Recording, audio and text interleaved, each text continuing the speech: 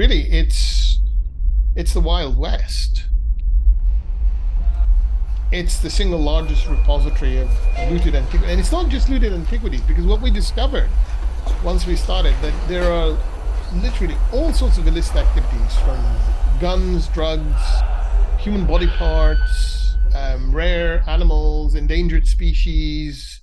There are groups for everything. I first came across this back in late 2013, early 2014. I guess you could say I broke the story, but it didn't catch on. Nobody was really paying attention. It is difficult to monitor and control the spread of illicit trafficking of cultural property from illegal excavations. Organized crime groups wash illicit artifacts by putting geographical and evidentiary distance between its source. But watchdog group Other reports an increase in traffickers live streaming their looting, finding buyers for pieces that are still in the ground. The group documented thousands of illegal artifacts on Facebook alone, tracking 95 Arabic language Facebook groups. The evidence collected by the group resulted in Facebook announcing a ban on the sale of authentic artifacts within its platform. They didn't ban anything. All the groups are still up and running because it's a real problem. The revenue stream is too good for them. They'd rather pay the fines. And the idea that somehow people are going to self-report is just idiotic. And even then, we tested it. We ran some dummy tests, and even then they didn't take it down or rejected our reporting, even though it was clearly looted artifacts. Clearly. The algorithm is really aggressive. The popularity of Facebook and social media coincided accidentally or intentionally with the Arab Spring in the MENA region, and so that in turn provided a rich medium for people to sort of engage with each other. United States of America. United States of America. I remember vividly the 25th revolution in Egypt. This is beautiful. This is brilliant. When I was around 7 years old, I participated in the revolution alongside my family. We are from Alexandria. I was born and raised in Alexandria. I joined with my mother the protest in Alexandria. However, my father, my grandpa, my brother, and so many other family members, they traveled to Cairo, to Tahrir Square mainly. I remember millions and millions of Egyptian people were staying there day and night, basically protesting in Tahrir Square. I also remember schools were shut, so I didn't even go to schools. We weren't allowed to walk down like at night in the streets because it was very dangerous. My mother refused for me to go to Cairo because it was very dangerous. I joined protests with my mother during the events specifically of the Friday of Anger. Attacks on police station leading to prisoner escapes, and also the police withdrawal resulted in chaos and security vacuum all around the country. I remember what happened is media outlets and so many people, they urged citizens to form popular committees for security.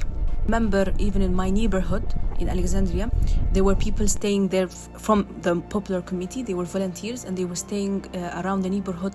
But also I remember this popular committee, they were formed also to defend the Egyptian museum and to prevent looting of rare artifacts. So we were scared as Egyptians that those places will be looted or harmed or, be destructed by the chaos that's happening. And we love those places and we want to protect it. One of the most cherished and loved places and landmark in the country and in Alexandria, especially as someone from Alexandria, is the Library of Alexandria. It's a great culture institution which everyone loves to go, and we appreciate it so much. But during the revolution, it faced threats all the time. So I remember what happened is basically library staff and citizens, they formed a human chain to protect it from destruction and fire.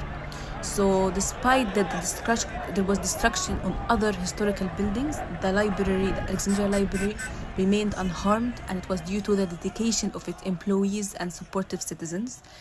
This my memory on what's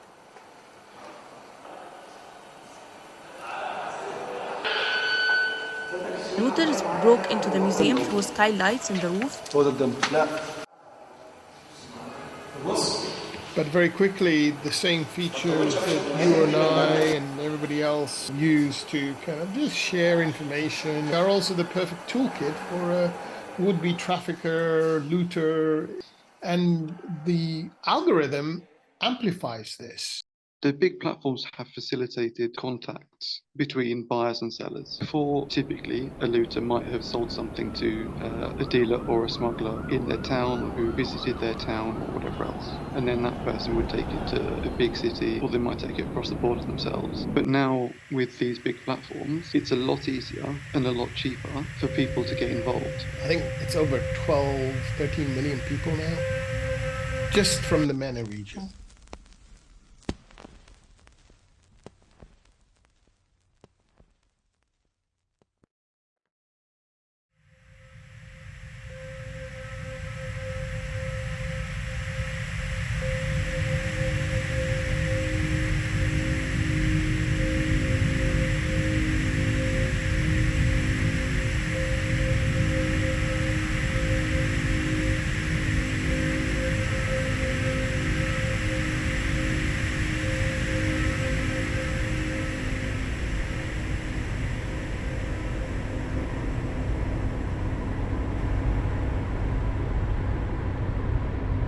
In a lot of places, it's been documented. Sometimes people are doing it out of need. When there's been a crisis and it's become impossible for them to do their normal job, they still need to do something to earn money to live. These are people who've lost their livelihoods because of war, conflict, poverty, to hardened criminals, to armed non-state actors who see this as a revenue stream. And obviously for us, the most concerning is where that then feeds into terrorism finance, because some of these groups are either affiliated with or are actually terrorist entities. I basically said, look, these are armed non-state actors with extremist agendas, and they're making money off this.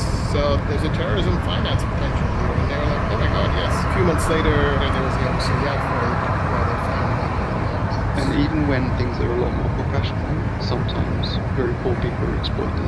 There was a case in Iran when people started losing sight after a drought, and the police didn't intervene because the police knew that these people were suffering and they wanted to allow them to support themselves. But then drug traffickers moved in because it was a financial opportunity and a way of laundering their drug money, and they started turning the villagers into forced labour. Because that is like a really vague thing. Yeah. So actually it's probably why he won't ever respond. Yeah. No? Because he probably doesn't have representation. Almost every item that is not from the country of origin, i.e. the UK, is a looted item at some point. Now, you know how the law works. Theoretically, there's a legal trade, and anything before 1970 is grandfathered in. Anything after 1970 has to be legally exported with a license.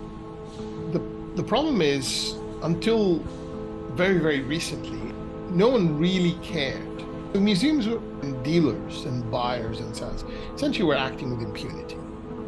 It starts to become more of an issue, partly because of the publicity around it, because of work like myself, because of now the work that you're doing. What's needing to catch up are the laws that you can use to prosecute. Right now, you talk to any law enforcement agency, and they will tell you, our problem is not finding this stuff as much as it is being able to. And even when we do prosecute it, the sanctions that you can bring down on these people are quite minimal. So since there is no horrible outcome to the auction house doesn't lose its license to trade again, they're going to keep doing it. The only way you're going to really make an impact is if you suddenly criminalize this act and change the laws to make them highly punitive. For me, the way to do this is to link them to the anti-terrorism laws. There are extremely harsh penalties if you are caught with any financial transaction directly or indirectly linking you to a terrorist entity. And I know this from experience. I worked on a case back in 2019 where this poor young Uzbeki truck driver who was in the US goes to the mosque every Friday, hears the khutbah. What was being said in khutbah was not untrue, but problem is this young man is moved by this narrative. Says, oh, we're gathering some money to help refugee Syrians, donates $220 to this guy who's going to take the money and is going to be traveling to Turkey, and there they will give it to some charitable whatever. Turns out that this guy is actually connected to one of these Uzbeki brigades that are well known to have very strong affiliations with Al-Qaeda. And of course, the FBI were all over this anyway, so this guy gets caught in the dragnet. When I was helping with his case, he was languishing in Rikers prison, convicted. He was going to get probably 20 years for $220. Some guy like Steinhardt buys objects for millions of dollars, some of which were probably trafficked through similar designated terrorist organization. By the way, that very brigade, one of its command posts was stationed in the museum in Idlib, and they were looting it and selling the artifacts. They're not going to get 20 years in jail in Rikers, but the poor kid thought he was doing some good, was up for a 20-year sentence for $220. So yeah, I mean, this is the thing. Like, it's very easy for dealers. It's very easy for everyone in the chain to destroy the evidence of their criminality just by not keeping paperwork. $22 million. Are we all done at $22 million? Sold. $22 million.